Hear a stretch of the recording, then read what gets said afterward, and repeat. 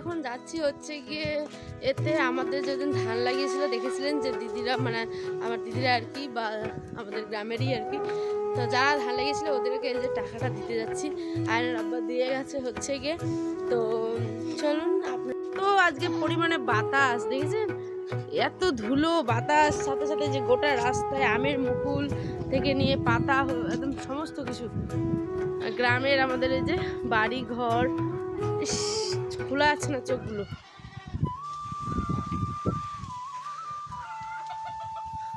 এই যে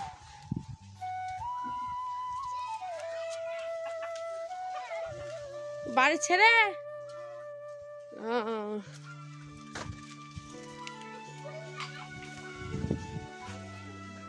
বাড়ি ছেড় না নাই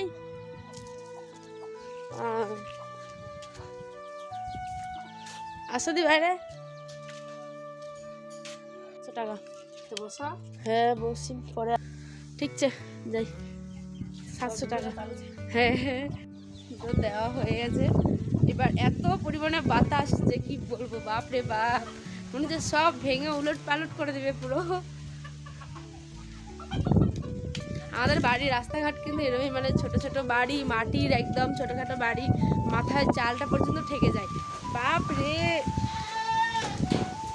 এত ধুলা, প্রচন্ড ধুলা। তারপরে বাড়ি এসে ঘরে বিছানাটা গুছিয়ে টুছিয়ে এই যে বসিয়ে দিয়েছি আয়ন সোনার জন্য খিচুড়ি, মুসুর ডাল, চাল, আলু, বিট, গাজর এই সমস্ত কিছু দিয়ে খিচুড়ি করে দেবো, যেহেতু সকালবেলা ওই খাবে। আর এই যে আয়নের আব্বাকে অনেক বলার পরেই সেই ব্ল্যাঙ্কেট, আয়ন সোনার ব্ল্যাঙ্কেট যেটা আর কি, সেটা ভাবছি এবার তুলে রেখে দেবো, যেহেতু আস্তে আস্তে সমস্ত শীতের কাপড়গুলো তো তুলে দিয়েছি আর এই ব্ল্যাঙ্কেটগুলো বাদ।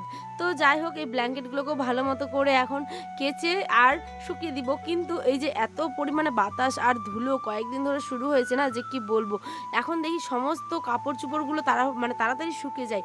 কিন্তু একদিক থেকে ভালো, কিন্তু একদিক থেকে খারাপ কি, যে প্রচুর ধুলো ভরে যায় একদম কাপড়ে।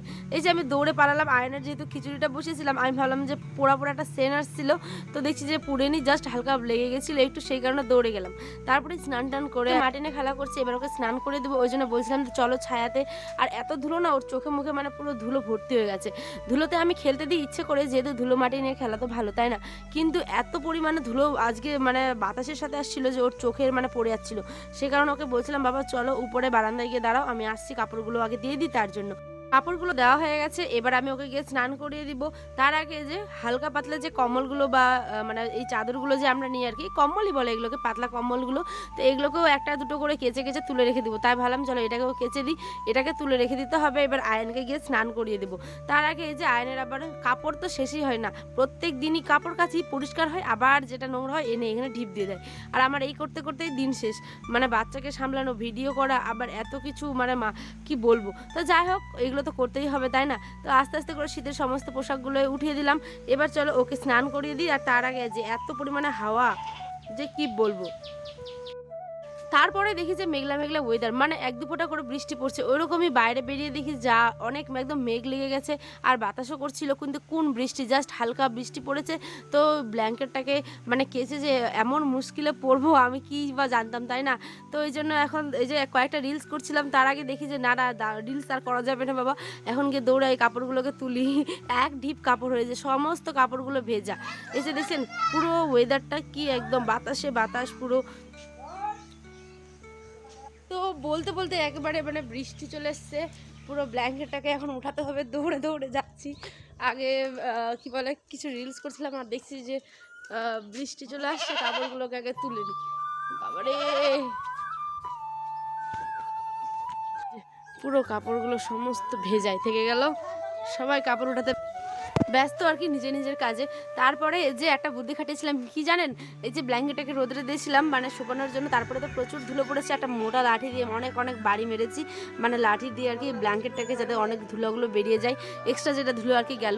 তার মধ্যে এই যে বারান্দায় ছোট জায়গা, স্পেসটা যেহেতু কম, তো একটা ঢিপ এই যে এখানে সমস্ত তারে কাপড়গুলো মেলে দিয়েছি। আর যতগুলো ব্ল্যাঙ্কেট ছিল সমস্ত মানে ব্ল্যাঙ্কেটটা আর কি, তারপরে চাদর সমস্তটা চেয়ারের পর রেখেছি। আর একবার ওয়েদারটা দেখায়, দেখেন এত সুন্দর ওয়েদার।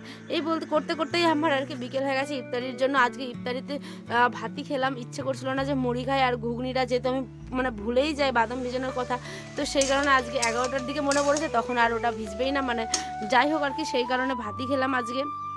কী আর করা যাবে, তাই না, যেদিন যেরম আর কি। তো আজকে ভাতের সাথে করেছিলাম হচ্ছে গিয়ে টমেটোর ঝোল।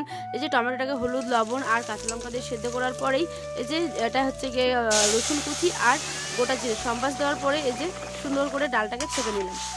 আর তার সাথে কিন্তু এই যে এখন চৈত্র মাসে মানে এগুলো নাকি খেতে হয়, টমেটোর ঝোল বলে না, টমেটোর ঝোল খেতে হয়, সিজনে যেরকম যার যেটা আছে সেটা নাকি মুখে দিতে হয়। তারপরে যে করলা মানে তেতো দিয়ে খেলে নাকি খুব ভালো।